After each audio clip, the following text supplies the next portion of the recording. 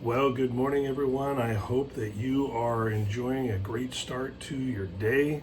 We're going to be in Hebrews chapter number 10 this morning, verses 24 and 25 for a couple of verses that I think that we might easily forget in the process of laying out our lives, that really we have a part to play in the church. We're not just spectators of a really cool thing to inspire us.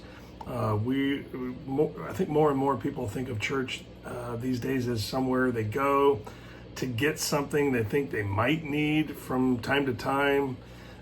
Maybe an attendance makes them feel better about their relationship with the Lord, but actually church is something that we become a part of the minute we believe. It's described as a body, meaning that we join the body and bring a broader capability to the local church for it to accomplish the things that God has given them to do, that group of people. And that's why it's so important that we connect to a group of people and we remain faithful to that group of people, not because that group of people is perfect or the pastor there or the leadership is perfect, but because that's where God has us to be, to do our part in his work. Notice the passage. I'm just going to read it, and I think that you're going to see what I mean.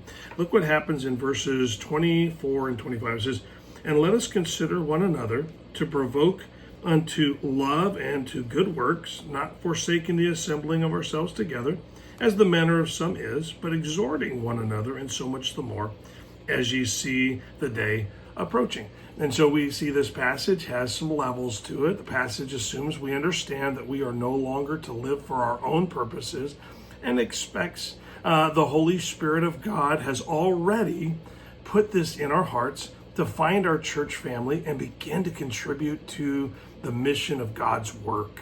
Notice a few things that are expected from us to do. It says, consider the growth of our church family in our thinking.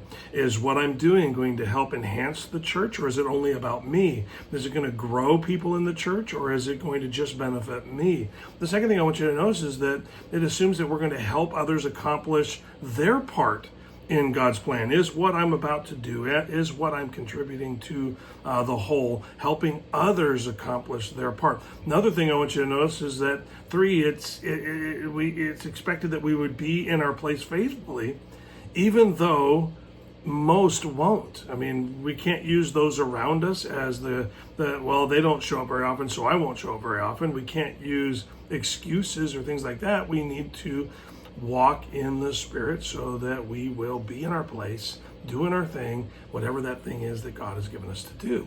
And then listen, it also assumes that we'll get more involved as our spiritual vision improves.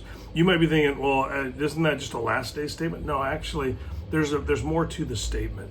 We're supposed to get more involved. We're supposed to recognize the needs as our maturity reveals to us that we don't have a lot of time.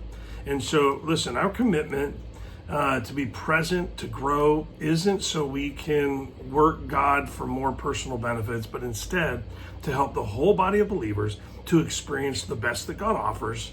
And let me just say this, sadly today, people don't hesitate to abandon their church for almost any reason. Forsaking others without regard to that responsibility to encourage, that responsibility to help grow and to maximize. We just simply go, well, this doesn't look good for me, so I'm out of here. We join a family. This passage begs us to reconsider and be able to be counted on. No matter what happens, you know that you can count on me. And so I think that that's what our passage is trying to help us with. And so, listen, stop forsaking, participate, get involved, not as just an individual, but as a part of the body. Hope that helps. Enjoy a wonderful day.